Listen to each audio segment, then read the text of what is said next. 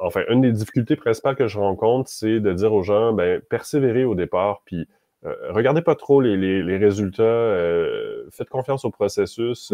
On dirait que c'est surtout là que se situe l'enjeu pour moi avec ma clientèle. Est-ce que c'est quelque chose que tu vis en partie Alors, ou pas du il y a quelque tout? chose qui a résonné à moi, c'est peut-être des fois devoir dire moi-même, mais t'as vu où t'étais il y a 6 mois et où tu es Mhm. maintenant? Des fois, les gens, ils voient pas Non, les ouais. améliorations. Il faut leur dire, et ils se disent, ah, mais en fait, oui, maintenant que tu le dis, oui, je vois qu'il y a eu une amélioration dans ça, ça et ça. Mais des fois, oui, comme tu dis, c'est moi qui dois leur dire, ça vient pas Tu peut-être m'avais de. dit que ça faisait très mal ici. Ouais, c'est ça. Ouais, ouais, ouais. Des fois, les gens, oui, voilà, on est trop, oui, on voit pas trop l'évolution, peut-être, sur soi. Puisqu'on se voit tous les jours, Puis on c'est est comme les empressé de cheveux. On voit vivre. pas que les cheveux, ils poussent, mais Ouais. peut-être que dans 6 mois, bah, ils vont pousser, c'est sûr.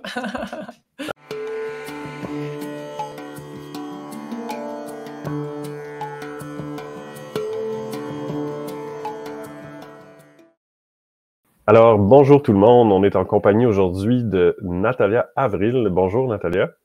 Bonjour, Jonathan. Bonjour tout le monde. Donc, tu es située en ce moment aujourd'hui à Valladolid, c'est ça? Voilà, Valladolid, en Espagne. Valladolid, pardon. Ouais. J'ai toujours eu de la difficulté avec, je l'ai souvent vu sur une carte, mais Valladolid. En espagnol, on dirait Valladolid, mais je sais qu'en Ah, français, ouais, Valladolid. c'est ça. Parfait. Vaya con Dios a Valladolid. Très bien. Donc, on discutera de cette ville éventuellement. Ça doit être très passionnant comme histoire et tout. Donc, Natalia, tu es une thérapeute en Ayurveda. Tu enseignes aussi. Tu as un programme d'accompagnement des gens en Ayurveda. Comment tu l'as intitulé, ce programme? Académie Ayurveda. L'Académie Ayurveda. Donc, il y a des gens Mhm. qui font l'Académie Ayurveda. Depuis combien d'années maintenant? 5 ans. Ouais, ça a commencé 5 ans. en 2019. Super. Donc, nous avons eu la chance de collaborer précédemment. Natalia a fait une capsule dans l'une de nos formations, a écrit un article qui est, ma foi, l'un des plus lus sur notre site web, tout en haut avec le Nîmes et ce genre d'article. Donc, très populaire. Puis aujourd'hui, j'aimerais discuter avec toi, de Natalia, de ta pratique ayurvédique, mais toi aussi, ça se fait dans le cadre de ces accompagnements, de ces cohortes que tu mènes Mhm. à travers des apprentissages et tout. Donc, ça donne un angle différent un petit peu. Moi, je fais plus de la consultation individuelle, mais ça nous donne, bon, on découvre la vie des gens, on découvre leurs problématiques et tout. Donc, j'aimerais ça qu'on discute un peu de ces réalités-là, de ce qui fonctionne, de ce qui fonctionne moins. Et puis, pour commencer, je dirais, qu'est-ce que toi, tu trouves de plus ben, amusant, mais en même temps de plus intéressant par rapport à l'apprentissage quand tu enseignes l'Ayurveda? Qu'est-ce que tu trouves qui ressort le plus? Qu'est-ce qui apporte le plus de bien aux gens, qui te réjouit davantage? Ça se passe dans Ce quel qui me domaine? réjouit le plus, je dirais que c'est aussi ce qui moi-même m'a réjoui le plus, c'est que quand moi j'enseigne l'Ayurveda, parce que voilà, je trouve que c'est très complémentaire de suivre des consultations individuelles, de faire voilà des formations ou des échanges en groupe, c'est que les gens trouvent que tout de suite ça répond à beaucoup des questionnements qu'ils avaient depuis longtemps et que jamais ils savaient vraiment trouver une réponse à leurs problèmes de santé, à pourquoi ils sont comme ça, pourquoi ils pensent comme ça, ils s'agissent comme ça, ils réagissent comme ça. Donc, je pense que les points communs qu'on a toutes les personnes que je rencontre, bah, c'est ça, c'est de se dire, enfin, j'ai trouvé quelque chose qui a du sens, qui résonne à moi, qui me nourrit énormément, qui me donne des réponses. Donc, et ça, je pense que c'est ce qui moi-même m'avait interpellé le plus quand j'ai découvert l'Ayurveda, et je pense que ma façon de transmettre, eh ben, les gens disent ah, enfin j'ai trouvé quelque chose aussi qui me donne des réponses et aussi qui je sais pas si le mot normalise, voilà, qui déculpabilise les gens d'être comme ils sont, d'avoir les soucis de santé qu'ils font. Voilà, c'est comme ça, on n'a pas besoin de s'identifier à ces soucis de santé et on va juste essayer de trouver des solutions dans la joie, dans l'apprentissage et tout ça. Donc ça, je dirais que c'est quelque chose de commun à tous, de toutes les personnes que j'accompagne, voilà, surtout lors de mes formations ou ateliers, masterclass, choses comme ça. Donc, c'est un peu comme si les gens, dans les explications de la santé fournies en Ayurveda, ben, j'imagine il y a personne qui veut se retrouver à être le nom de la prochaine maladie étrange qu'on va découvrir, là, avoir le syndrome Léger-Raymond ou où on veut tous... c'est un peu rassurant, dans le fond, de se sentir qu'il y a des gens qui ont déjà vécu ce qu'on a vécu, qu'on n'est pas... Donc, il y a potentiellement plus de solutions possibles, qu'on n'est pas perdu. Il y a beaucoup de choses là-dedans. C'est donc à dire que l'Ayurveda offrirait une modélisation ou une compréhension de la santé dans laquelle les gens se retrouvent. Oui, c'est ça. Et après, je dirais qu'il y a des profils très différents dans les gens que j'accompagne. Donc, oui, certains Vata plus, d'autres Kapha plus, Pitta plus. Voilà, là, là, ça peut être un peu différent de point de vue voilà, des types de maladies ou des signes, ou des symptômes ou des doshas équilibrés. Là, je trouve que c'est assez varié. Et ça donne une tournure complètement différente à ton accompagnement, à ta formation. Donc, c'est pas c'est-à-dire qu'ils vont pas chercher, ils vont pas trouver les mêmes choses, eux, dans cette formation, les uns et les autres. Ils vont avoir Disons chacun que voilà, leur... chacun va prendre ce qui résonne en eux. Et comme c'est surtout l'Académie Ayurveda, quelque chose où on voit les bases de l'Ayurveda d'une façon très structurée, très approfondie et très pratique, bah, chacun va voir la partie qui résonne le plus. C'est drôle parce que je me rappelle que quand j'ai fait des accompagnements individuels il y a quelques années, j'ai trouvé ça trop drôle que j'accompagnais beaucoup de personnes en obésité. Moi, j'ai jamais eu de l'obésité, mais c'était trop drôle que énormément de personnes qui venaient vers moi, c'était pour cette raison-là, et j'ai pu les accompagner, même si c'était pas quelque chose qui moi-même j'avais expérimenté. Mais voilà, mais sinon, en dehors des accompagnements individuels, quand c'est plus un groupe ou des formations, oui, ça peut être très varié.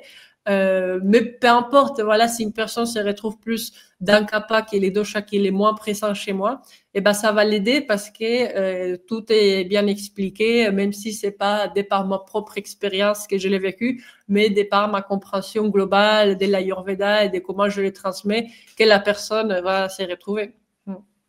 Est-ce à dire que les personnes qui ont eu est-ce que j'entends que les personnes qui ont eu des déséquilibres kapha prononcés ou les personnes de nature plus kapha se sont retrouvées à plus faire appel à tes services de consultation individuelle que tu les as pas mentionnés au début dans tes portraits types de tes élèves dans l'Académie Ayurveda? Est-ce que tu as une explication pour ça? Est-ce que c'est résultat d'un bouche à oreille? Est-ce que c'est peut-être un aspect de leur nature qui les rend plus...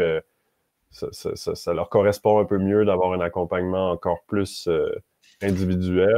Ouais, je sais pas. Il faudrait leur demander à eux. Ouais. Moi, j'étais juste contente de pouvoir les accompagner, de les apporter des solutions qui les aidaient. Ouais. Peut-être que j'avais une approche plus douce ou pas, je sais pas, parce que aussi j'aime beaucoup ces dictons ayurvédiques qui dit traite Vata comme une fleur, Pitta comme un ami et Kapha comme un ennemi. Est-ce que tu connaissais? Waouh, non, mais je l'adore. Je l'adore. Du coup, voilà, avec les gens Kapha, j'étais non, les week-ends, tu te lèves aussi avant le lever du soleil. C'est pas que dans la semaine. Ouais, c'est sûr que pour aborder kapha et pas seulement les personnes de nature kapha, mais même les états kapha, on va tous avoir un état kapha. On a tous eu la flemme, on sait tous. C'est impossible de passer notre vie sans devoir se donner parfois des petits coups de pied dans les fesses. C'est ça, ouais. Donc pour kapha, c'est une discipline aimante. Faire un peu style, un peu militaire, mais de façon compassionnelle. C'est ça. Je pense toujours à cette discipline militaire et pour Kapha, c'est nickel. C'est nickel. Ben, pour tout le monde, à un certain point, à certains moments. exemple, moi, en ce moment, je fais pas assez d'exercice physique. Donc, la seule façon que je vais me remettre à faire de l'exercice physique, c'est pas que je vais me lever un matin et je vais me dire bon sang, mais qu'est-ce que j'ai envie, ou c'est plus qu'est-ce que je devrais, ou qu'est-ce qu'il faudrait. Et là, bon, je sais que si je me donne, je me donne pas le choix, je me force à y aller, ça va se faire. Mais si je me donne le choix, puis j'attends que ça me tente, que j'en ai envie, Ouais. j'appelle ça aussi le truc brosse à dents. Avec mes clients, j'appelle ça l'approche brosse à dents. C'est-à-dire, personne ne va se brosser les dents, ou ben sans doute que oui, là, il y a toujours une exception, mais personne ne va se brosser les dents en se disant bon sang que ça va être agréable. Enfin, on est rendu au moment de la journée où je me brosse les dents. C'est pas désagréable, mais bon, ça nous. Hmm. Il y a personne qui ne le fait par envie nécessairement, ou presque personne, mais ça va plus être par respect de soi. On se dit bon, C'est ça. Hmm. je vais pas, je vais pas aller en bas de 2 brossages de dents par jour. Donc, il pourrait avoir cette technique-là pour les exercices physiques. Dire, je vais pas aller en bas de Hmm. X exercices par jour. Puis après, je mets tout le temps un espèce de... Bon, ça serait le fun d'y aller 3-4 fois semaine, mais on va pas baisser en bas de 1 ou 2 parce que là, on pourra pas se regarder dans le miroir puis se dire qu'on prend soin de soi. Ouais. C'est Ouais. ça la technique brosse à dents pour Kappa. Et ça m'a fait penser aussi, voilà, quelque chose que je retrouve beaucoup avec mes élèves et qu'on est toutes, tous. Il y a surtout des femmes, des fois des hommes aussi.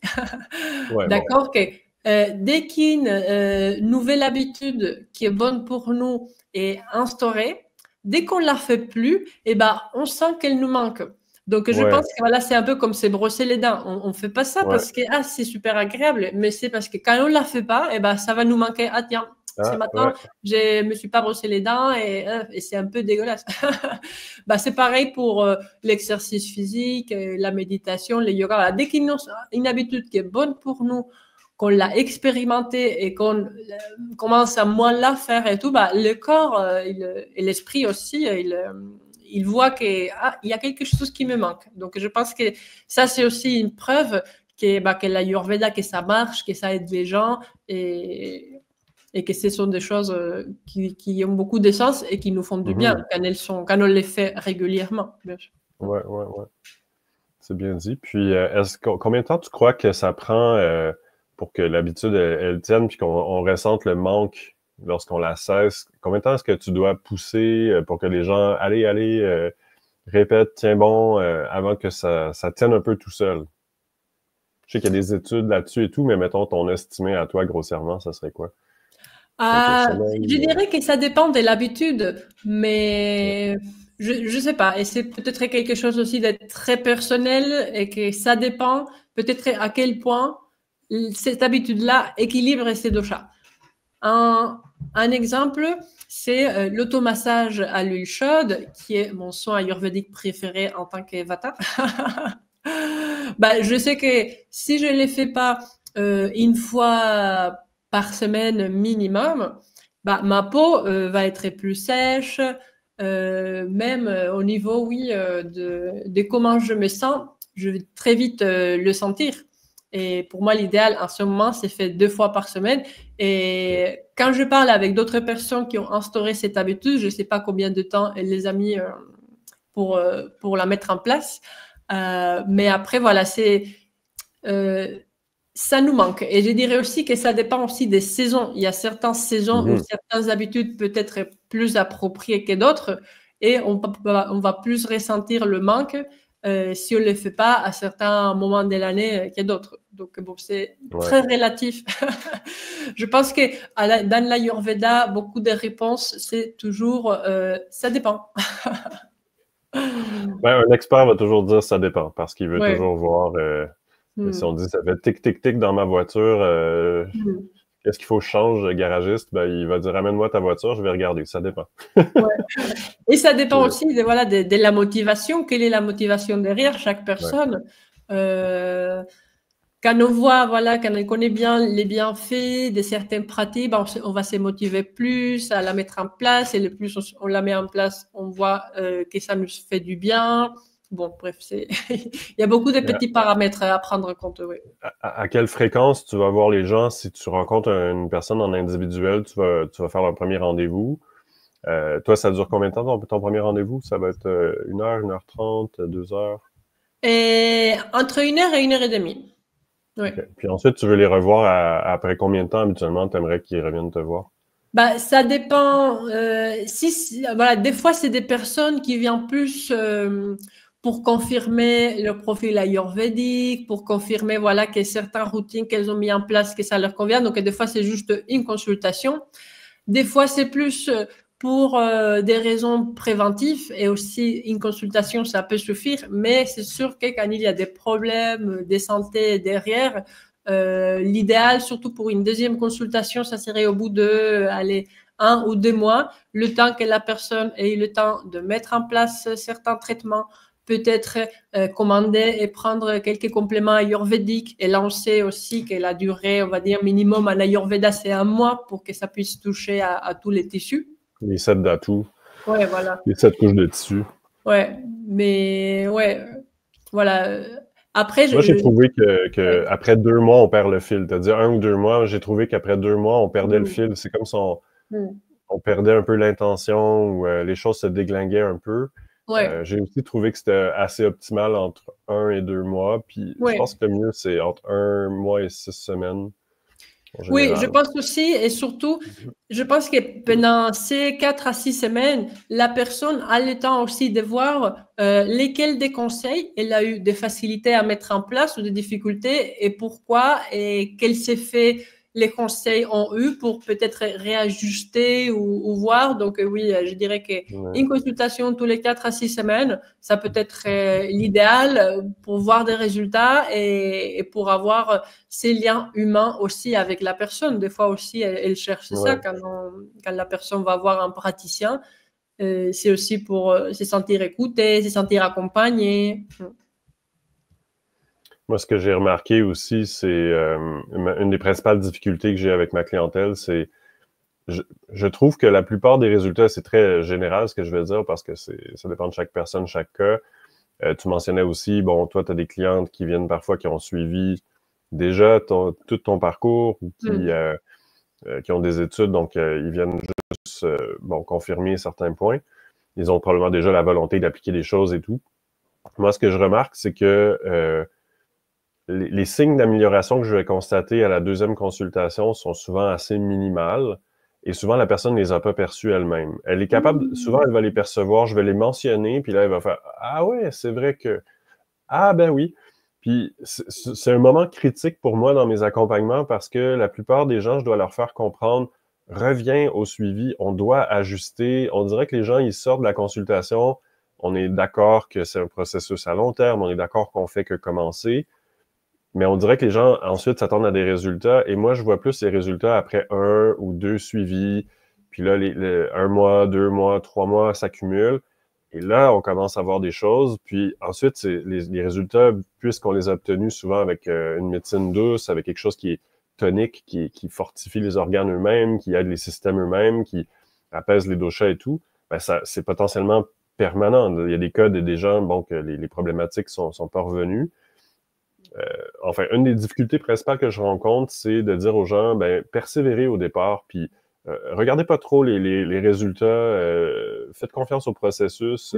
On dirait que c'est surtout là que se situe l'enjeu pour moi avec ma clientèle. Est-ce que c'est quelque chose que tu vis en partie Alors, ou pas il du y a quelque tout? chose qui a résonné à moi, c'est peut-être des fois devoir dire moi-même, mais t'as vu où t'étais il y a 6 mois et où tu es Mhm. maintenant? Des fois, les gens ils voient pas les Non, hein? améliorations. Il faut leur dire et ils disent, ah mais en fait oui, maintenant que tu le dis, oui, je vois qu'il y a eu une amélioration dans ça, ça et ça.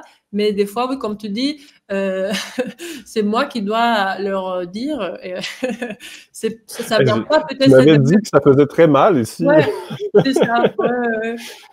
Des fois, les gens, oui, Ok. voilà, on est trop, oui, on voit pas trop l'évolution, peut-être, sur soi. Puisqu'on se voit tous les jours, Puis on c'est est comme les empressé de cheveux. On voit vivre. pas que les cheveux, ils poussent, mais Ouais. peut-être que dans 6 mois, bah, ils vont pousser, c'est sûr. Avec une photo, ça nous. Ouais. Moi, je Mm. me rappelle d'une femme qui faisait un métier très difficile physiquement, puis qui avait des douleurs. Bon, elle était en fin de carrière, elle avait Mm. mal partout, des douleurs chroniques, des douleurs qui l'ont quittée après, je me rappelle plus trop, peut-être 2 ou 3 mois de soins. Mais comme elle avait d'autres enjeux, ça pourrait être, je me souviens plus, ça pourrait être constipation, ça pouvait être. Bon, ben, une fois l'enjeu douleur disparu, ben là, on se mettait à discuter des autres enjeux.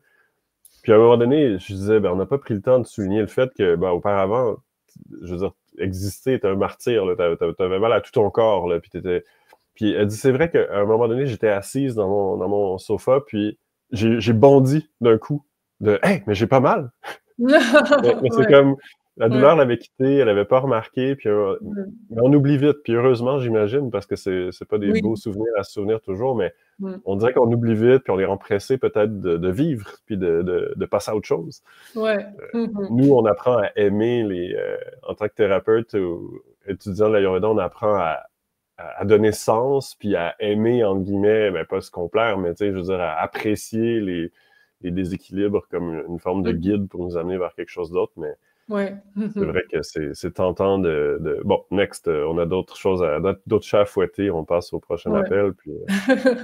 Et peut-être aussi, c'est cette tendance à se focaliser sur ce qui va pas, au lieu, voilà, de se focaliser sur ce qui va bien. Ou, qui s'est tiens, oui, amélioré. voilà, moi, ça m'est déjà arrivé, comme tu disais. Ah, tiens, j'avais mal ici et je sais pas depuis quand j'ai plus mal, mais voilà. On l'avait pas remarqué, on Non. n'avait pas... D'où l'idée que le corps nous envoie un peu de douleur quand il veut de l'attention. Là. Il dit, hey, tu penses pas beaucoup à moi. Donc... Ouais. Et pour faire du pouce aussi sur ce que tu avais mentionné tantôt, tu avais eu une vague de personnes qui avaient des problèmes d'obésité qui étaient venues te voir. Quels aspects de l'Ayurveda? Bon, il y a des aspects qui sont un peu plus... on sait tous faire d'exercice, diminuer le cortisol, des choses comme ça, mais est-ce qu'il y a des aspects... il n'y a jamais rien de purement ayurvédique puisque l'Ayurveda est une forme de naturopathie parmi d'autres, mais quels aspects de l'Ayurveda t'as le plus guidé ou t'as le plus aidé pour accompagner cette clientèle? Ou est-ce qu'il y a des approches thérapeutiques qui t'ont aidé plus que d'autres, avec lesquelles tu as eu des résultats davantage? Alors, moi, j'aime beaucoup l'approche modifier les styles de vie de la personne. OK.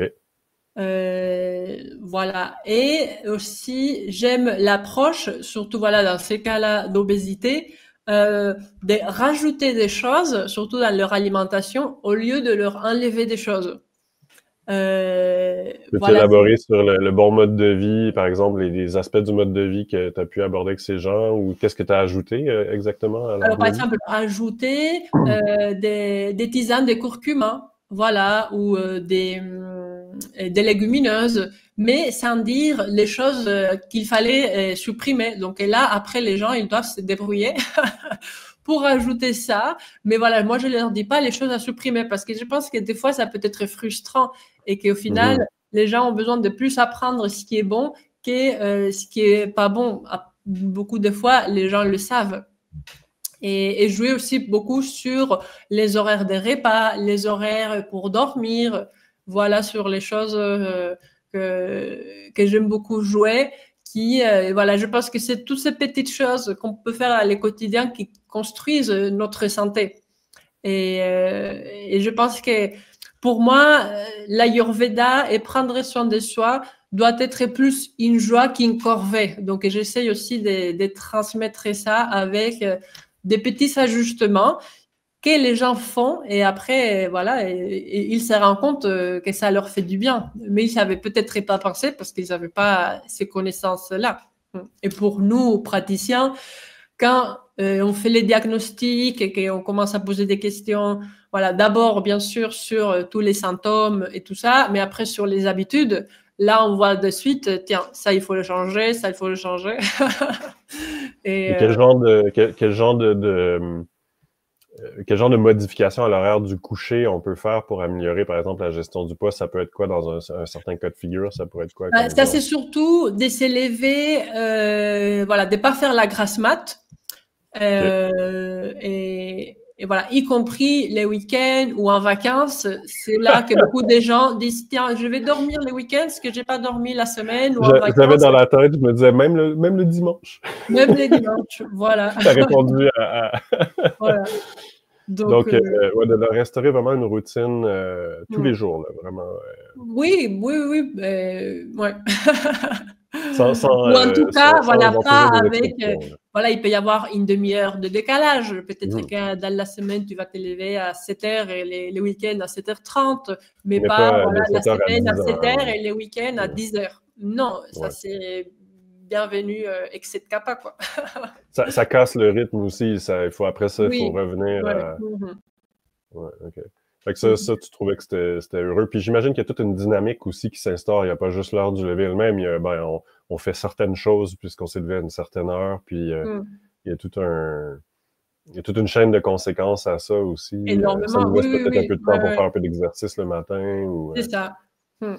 Voilà, j'aime bien quand ça touche à une petite ou grande chose, mais que ça peut avoir un impact global sur Mhm. voilà, l'organisation de la personne, l'exercice physique, la méditation ou autre. Hmm. Et c'est gratuit, ça coûte absolument rien. Oui. Ouais. Ça demande beaucoup. Moi, j'ai remarqué, puis je l'ai connu dans ma pratique, mais je l'ai connu en tant qu'humain aussi, bien sûr, puis aussi dans mon étude de la communication non violente de Marshall Rosenberg, dans certains aspects où on voyait, bon, dans la communication, on arrivait à, à un compromis avec quelqu'un, on arrivait à une entente, mais si cette entente-là impliquait un changement d'habitude, il fallait tout de suite prévoir, ben, qu'est-ce qu'on fait lorsque ça va se répéter. Parce que même dans la communication, on peut arriver à une entente avec quelqu'un, mais la personne, par habitude, elle va répéter ce qui nous dérangeait. Et là, tout peut se déglinguer, tout le monde se décourage. Mais en fait, si on assume que l'humain est honnête d'habitude, puis bref, il y a toutes sortes de choses qui m'ont donné la mesure du fait que c'est dur de changer d'habitude. C'est difficile, puis il faut s'y reprendre à plusieurs fois, puis les gens viennent me voir un peu contrit. Ah, ben là, j'ai pas pris mes trucs, j'ai juste fait ça, j'ai pas fait ça. Puis moi, je suis pas du tout démonté. Je me dis, ben, c'est correct, c'est la vie, ça prend 3 faux départs pour en avoir un bon, puis tant mieux si on démarre tout sur les chapeaux de roue, mais parfois, souvent, ça demande, puis on se sent un peu, parfois, bête de pas avoir fait de si simples choses, mais moi, je leur cite des collègues à moi qui sont des herboristes ou des gens qui prennent toutes sortes d'habitudes, de suppléments, puis là, je leur raconte des cas d'échecs j'ai un ami qui devait donner un remède à son chat pendant des mois et des mois et des mois, puis il a fallu qu'il change d'armoire, que ça soit juste positionné différemment dans sa maison pour que là, quand il arrivait pour faire tel geste, là, il voyait la bouteille. Donc, on a beau, et c'est des personnes qui ont l'habitude, même, je dirais, le hobby d'intégrer des nouvelles habitudes, mais il y a toujours des habitudes qu'on a la difficulté à mettre en place. Donc, ouais. C'est pour ça aussi j'imagine qu'il y a un travail quelque chose que j'ai mis en place avec ma communauté depuis quelques temps maintenant, c'est que des fois, je fais des challenges de 21 jours ou de 28 jours où on va se motiver pour mettre en place quelques habitudes dans notre style de vie ou dans notre alimentation, voilà, pendant un mois à fond, en espérant, voilà, que ça nous motive parce que c'est, comme tu dis, c'est complètement normal de certaines habitudes aller on les fait moins ou on arrête tout de suite, on arrête de les faire. Donc oui, ça nous arrive tous malheureusement, mais oui. Peut-être le challenge, c'est une façon justement de répondre à ce besoin-là des gens, de Ouais. s'encourager, de se C'est ça. motiver. Et faire ça en Quand je dis que je communauté le faisais, aussi, je ça le peut être faire. très motivant. Ouais. Ouais, c'est un aspect important de l'histoire. Hmm. Puis, qu'est-ce que tu vois comme profil? Par exemple, on a parlé des personnes un peu plus profil Kappa qui étaient venues te voir en consultation. Tu as mentionné aussi des profils un peu plus typé Vata ou typé Pitta. Peux-tu nous parler un peu qu'est-ce que ça donne, par exemple, au niveau de ton accompagnement? Qu'est-ce que ces gens-là vont y trouver, par exemple, dans population Vata, population Pitta? C'est quoi les trésors qui vont le plus découvrir dans tes accompagnements, dans la découverte de l'Ayurveda? Alors, je dirais que la plupart vont trouver un déséquilibre en Vata, peu importe leur profil. La société. Bon, je vais attendre tes explications, mais Ouais. continue, oui.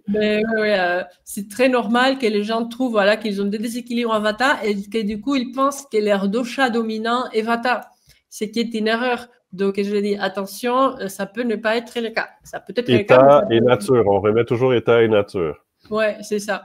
Donc ça, voilà, la plupart des gens trouvent des déséquilibres en Vata, ce qui n'est pas étonnant.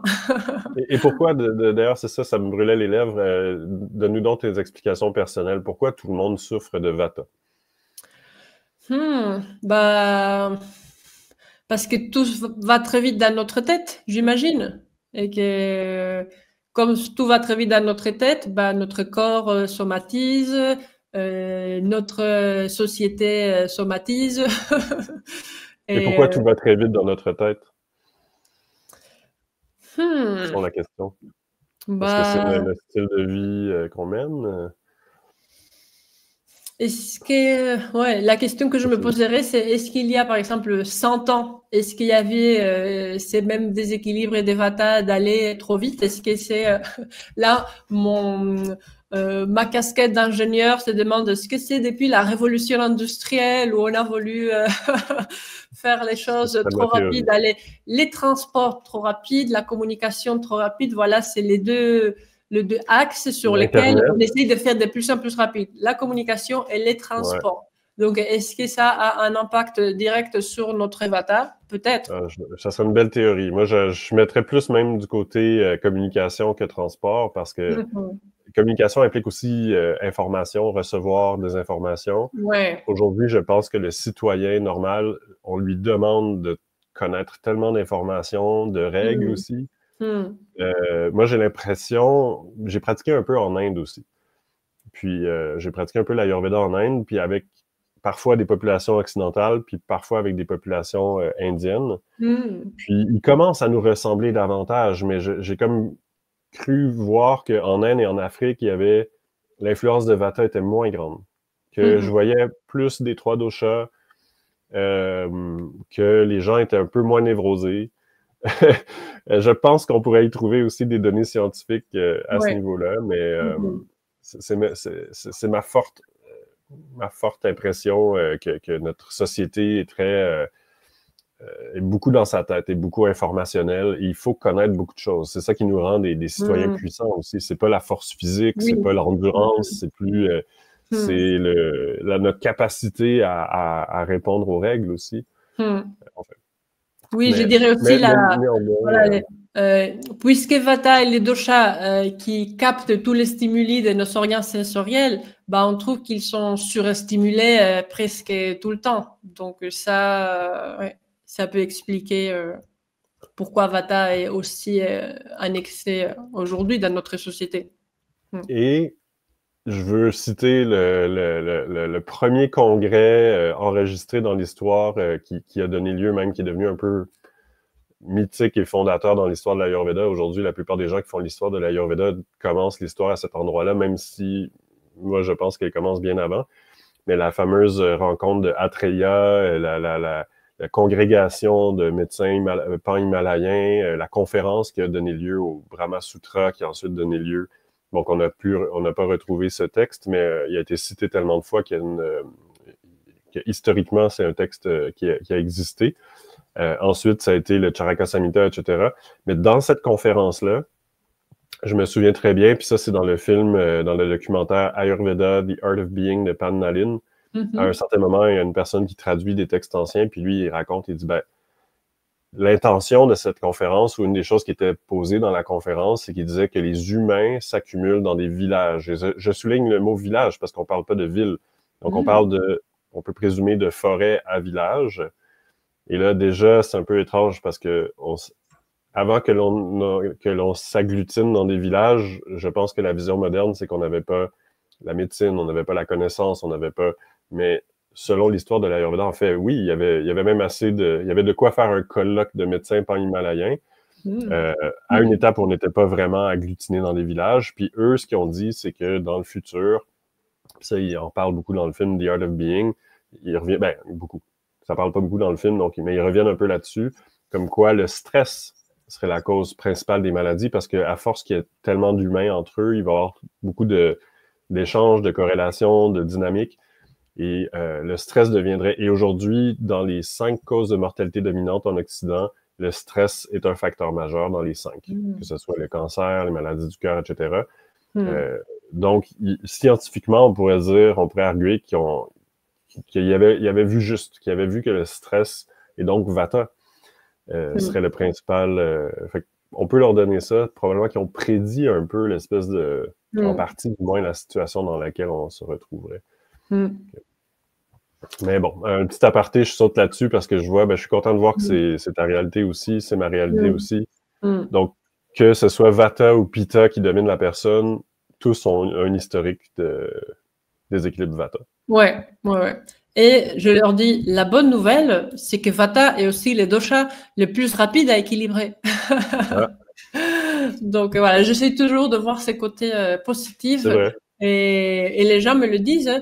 Voilà, il n'est pas simple, mais lorsqu'on réussit, si on fait les bonnes choses, c'est rapide. Mais c'est complexe, mais c'est vrai. Récemment, une de mes élèves me disait qu'elle avait énormément équilibré son Vata là depuis septembre, on est en novembre, et elle m'a dit juste par l'effet de ralentir, voilà, un des conseils que je donne pour Vata, c'est ralentir les activités du quotidien. Voilà, si tu vas faire ton lit, essaye de le faire un peu plus lentement. Si tu vas marcher pour prendre le bus, essaye de marcher un peu plus lentement. Et elle disait que elle, à la base, elle est des dominantes Pitta. Elle disait que déjà, elle se sentait plus claire dans son esprit et que avant, elle pensait que si elle fait les choses rapidement, qu'elle allait être plus performante. Voilà, performance, optimisation, des mots très Pitta. Elle dit, je me trouve plus performante en faisant les choses plus lentement parce que mon esprit est plus clair, mon Vata est plus calme et j'y vois mieux quelles sont mes priorités, quelles sont les choses que je dois faire, mais je les fais pas rapidement. Donc, et voilà, et juste en 2 mois ou un mois même, elle m'avait raconté ça, j'ai dit waouh, bravo. Oui, parce qu'il y a l'aspect rapide qui est souvent attaché à Vata, mais en fait, il appartient à Pitta, à Tikshna. Tikshna, ça devient rapide. Mais ça veut dire que si je suis rapide, ça touche les deux parce que si je suis rapide, je fais plus de choses. Et si je fais plus de choses, là, je multiplie les activités. Et si je multiplie les activités, j'aggrave Vata. Donc, c'est deux doshas qui fonctionnent. Tu sais, c'est comme deux... si on les voit de façon dans leur aspect négatif, c'est comme un peu deux enfants turbulents qui font ensemble, ils font les pires mauvais coups. Là. Ils peuvent être géniaux ensemble, mais ils peuvent aussi s'entraîner dans les bas-fonds. J'ai plein de choses à faire, je veux tous les faire absolument à fond, puis on lâche pas prise. Puis oui, quelque chose aussi que j'aime beaucoup dire à mes élèves ou aux personnes que je suis, parce que des fois c'est « Oh non, mon profil est le pire de tous ». Je dis « Non, il n'y a pas un profil qui soit meilleur que l'autre. Si les doshas sont équilibrés, tous les profils ont énormément de qualités. » Donc voilà, il s'agit juste d'équilibrer. Il n'y a pas un dosha qui est meilleur ou pire que l'autre. Et sinon, j'aime beaucoup leur dire, tiens, dis-moi lesquels tu penses qui est le meilleur et je vais te dire tous les déséquilibres possibles que cette personne-là peut avoir. Après, elle va être très contente de ne pas l'avoir. Ouais, c'est ça. On va les caler eux aussi. Là, tu vas voir, on peut tous être désagréables pour nous-mêmes. Donc là, tu as décrit des points en commun entre Pitta et Vata dans tes parcours. Ils vont tous trouver un avantage à ralentir le rythme, justement, parce que c'est aussi un des défauts de la société aujourd'hui. J'ai eu une statistique dans les années 50, on dormait 9,5 heures en moyenne en Occident. Aujourd'hui, c'est 7,5, c'est baissé à 7 récemment. Donc, on a perdu 2,5 heures par personne par nuit.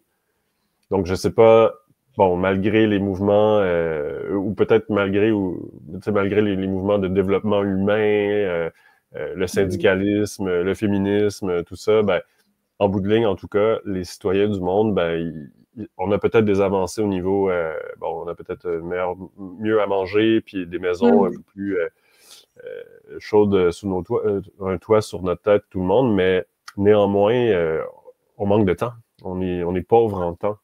Les citoyens modernes, donc ça, c'est un aspect peut-être. On est pauvre en temps et on est riche en distraction. Bien dit. Ouais, donc ça explique peut-être en partie. Donc ça, c'est les points en commun que tout le monde doit faire face. Et ensuite, où est-ce que tu trouves les dynamiques, où est-ce que tu trouves que la dynamique diverge entre la personne, mettons, qui a une forte dominante Pitta, mais qui qui doit gérer quand même du Vata, et la personne, la forte dominante Vata, qui se retrouve un peu dans la même société, qu'est-ce que tu vas voir comme différence dans ton accompagnement de ces personnes? Alors, je vais peut-être pas répondre à ta question telle quelle, mais Ouais, c'est juste je dirais que la principale différence que je rencontre, c'est surtout entre les personnes qui peut-être ça fait 10, 15, 20 ans qu'elles sont dans le yoga, les développements personnels, l'alimentation saine et qui voilà, ont déjà mis en place pas mal de choses et qui veulent peut-être plus peaufiner.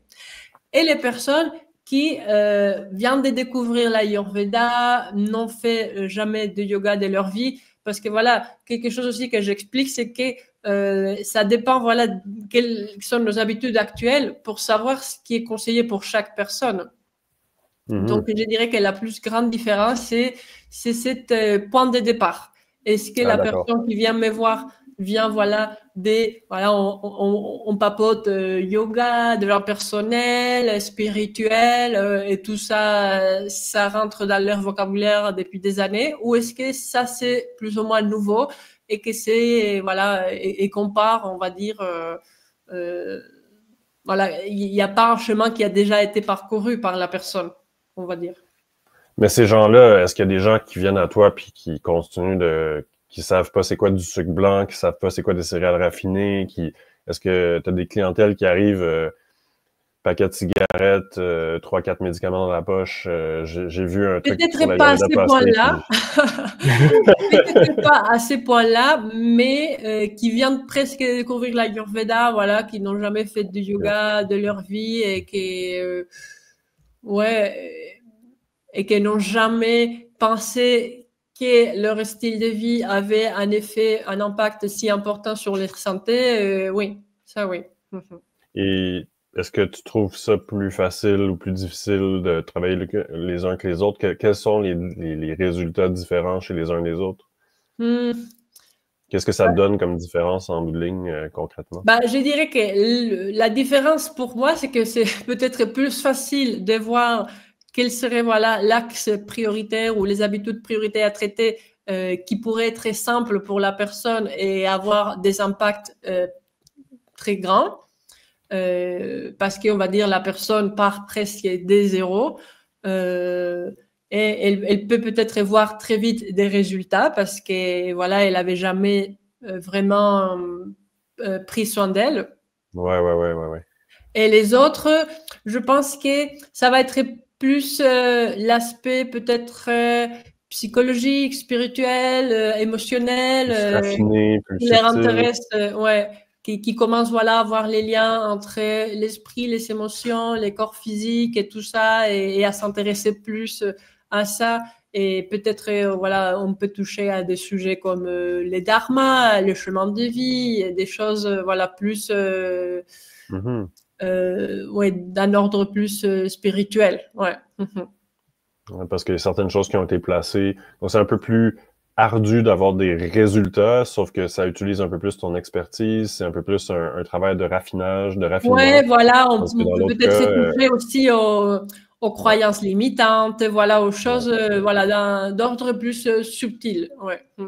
Ouais, c'est intéressant. Puis je comprends aussi que puisque parfois, des fois l'avantage, des fois quand les gens me disent, je leur dis, est-ce que tu as essayé ça? Un truc très simple, mettons, je sais pas, la molène pour les poumons, je sais pas quoi. Quand les personnes me disent non, à la limite, je suis heureux parce que je me dis, tant mieux, si on avait tout utilisé les solutions, puis tu avais encore ton problème, on serait bien mal nanti, mais si il y a beaucoup de chances que l'une de ces solutions simples fonctionne bien pour toi, donc il y a quelque chose au début, on fait des pas. Mais ça c'est intéressant, puis on pourrait terminer avec ce dernier segment-là. Tu as fait une ouverture vers les aspects plus subtils et tout. Bon, on n'en a pas parlé au départ, mais toi, tu as été formé par Joyce Guillaume-Ledon, c'est ça? Joyce Guillaume-Ledon de l'école Ayurveda et Conscience, pendant 3 ans. Pendant 3 ans, et aussi tu as été formé en JT, je t'ai mentionné Raphaël Kalev, une certaine dame Komila qui est une indienne installée aux États-Unis. Komila Sutton aussi, ouais.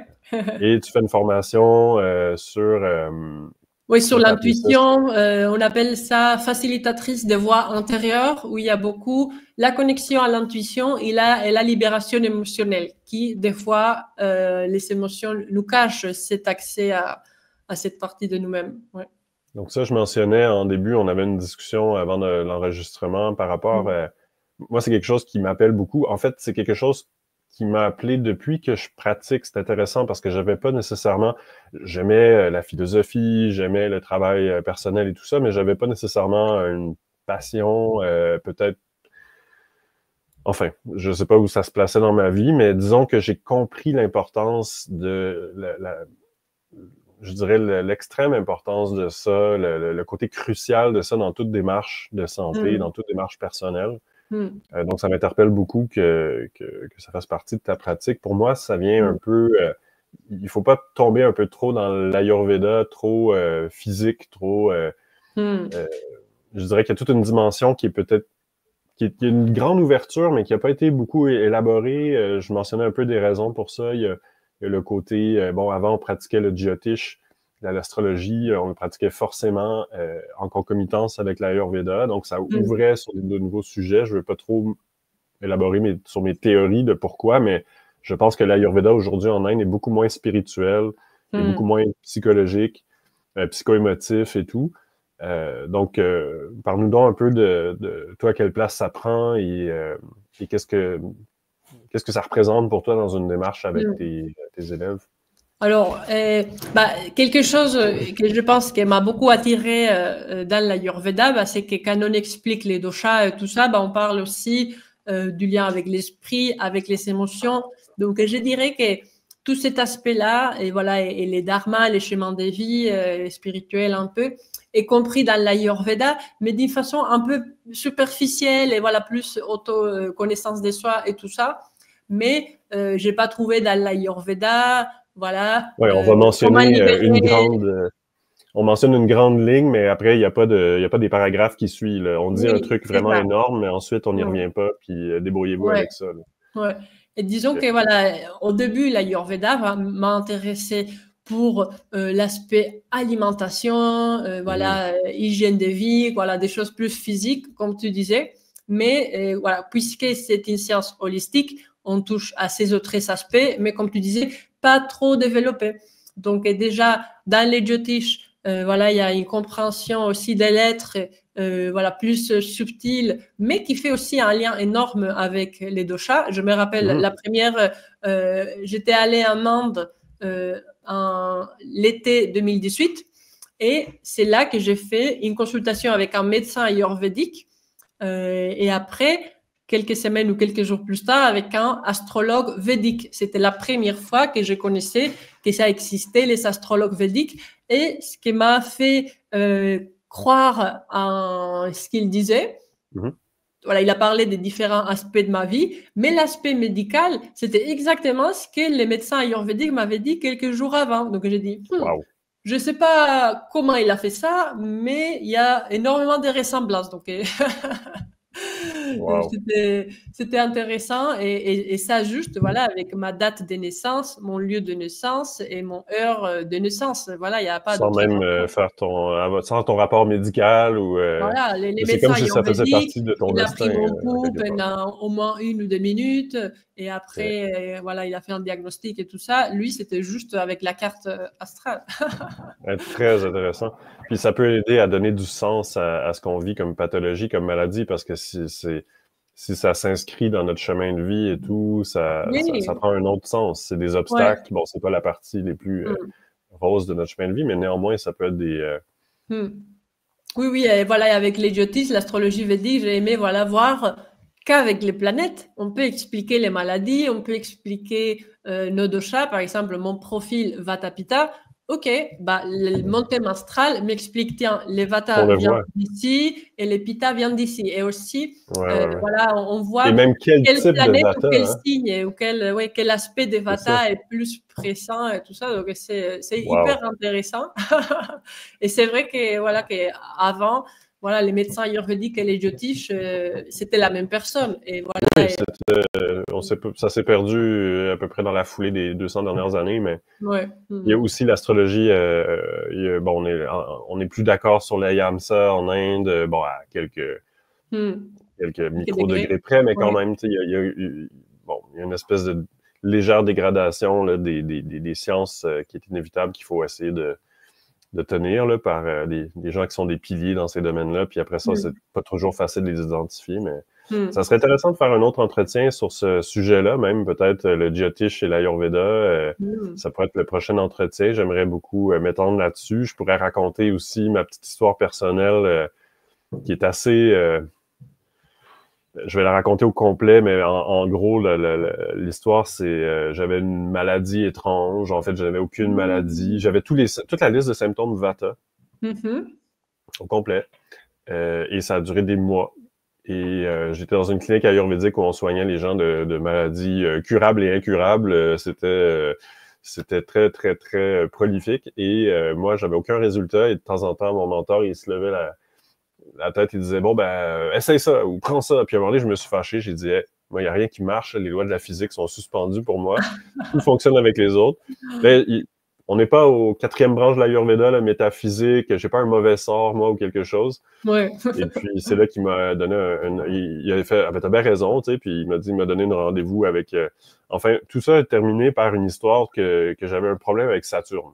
D'accord. Puis ensuite, j'ai vu ensuite, je le voyais partout, dans les vidéos, ça disait, oh yes, Saturne, Big Vata Problem. Puis, oui, Big Vata Problem. J'avais toute la liste de Big Vata Problem. Fait que oui, Saturne. Puis j'ai fini par faire mantra, rosaire, mala en graines de lotus. C'était parti. 50%, il y avait absolument rien qui n'avait absolument rien fait. Et dans l'espace d'une nuit, le chapeau s'est enlevé, 50% des symptômes se sont envolés.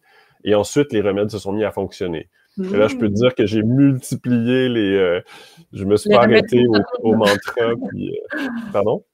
Tous les remèdes pour Saturne, voilà. Oui, je me suis pas payé un saphir, là, mais je suis allé, tu sais, je sais pas, me nourrir des chiens noirs avec des trucs, des corbeaux. C'était très marrant. Je raconterai l'histoire au complet, possiblement, où là, j'ai fini par la compter presque au complet. Mais ces histoires-là m'ont complètement sidéré. Puis, malgré que j'ai même des explications scientifiques, moi, pour me justifier à moi-même l'astrologie et tout. Puis, je suis très ouvert. Puis, patati, patata. Mais là, de là à me dire, je vais prononcer des syllabes ancestrales pour accorder ma vibration avec celle de Saturne. Puis, de là à avoir... Je l'ai vu comme une leçon, je l'ai vu comme Eh bien, ça peut arriver ça aussi, Jonathan. Oui, j'avais entendu une histoire similaire, je ne me rappelle pas, mais c'est aussi un praticien Ayurveda qui avait essayé plein de remèdes et finalement, c'était les mantras à Rahu, voilà, un des nœuds planétaires qui avait bien marché pour lui. Voilà, pas toutes les plantes, tous les remèdes ayurvédiques, mais voilà, des fois, ça va avoir plus un lien, voilà, avec les planètes ou autre. Est-ce que tu connais les noms, j'imagine, des Saturnes en sanskrit? Oui, j'ai un blanc maintenant que tu me le demandes, mais Saneshcharaya, mais il y a un autre nom, c'est... T'allais les dire, Shani. Shani, merci. Est-ce que tu sais ce que ça veut dire? Non, j'ai oublié. Eh ben, ça veut dire lent, parce que c'est la planète qui met plus de temps à faire les tours voilà, du ciel. Oui, dans les planètes majeures qu'on peut voir à l'œil nu. Là. Ah non, j'avais jamais entendu cette traduction. Parce que lui, son cycle, c'est... Les cycles de 7 ans. Non. Dans nos vies à nous, ça... Oui, dans nos vies à nous, oui. Mais dans le cosmos, c'est plus que ça. C'est combien d'années? Je ne me rappelle pas exactement, mais oui. On reviendra avec ces chiffres-là pour notre prochain entretien. Si tu acceptes l'invitation, ça pourrait être une suite qu'on donne à cette... Je me rappelle aussi une petite anecdote. J'étais avec une de mes copines d'Ayurveda à Paris pour une formation et on devait aller prendre les métros pour aller à notre formation. Et c'était un samedi et on a vu des corbeaux. Et je pense qu'on a raté les métros parce qu'on voulait absolument nourrir les corbeaux un samedi, qui est le jour de Saturne. Wow. On était trop contentes. Bien, on a nourri des corbeaux un samedi. Là, l'égotiste te fait faire des choses bizarres comme ça. C'est ça, c'est la morale de l'histoire. Ouais. Si vous voyez quelqu'un faire des trucs étranges, peut-être qu'il fait du idiotiche. C'est ça. Ne vous en faites pas, laissez-le faire.